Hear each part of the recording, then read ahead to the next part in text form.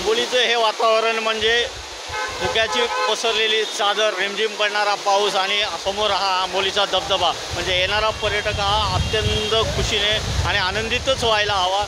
संपूर्ण महाराष्ट्राच्या विविध कानाकोपऱ्यातून लोक आंबोलीला येतात, कारण आंबोलीचं हे निसर्ग सौंदर्य जे आहे ते मनोहारी आहे। त्यामुळे प्रत्येक वर्षा पर्यटनासाठी येणाऱ्या प्रत्येक पर्यटकाने आंबोलीच्या धबधब्याला भेट द्यायलाच हवी, असं मी त्यांना आवाहन करेन।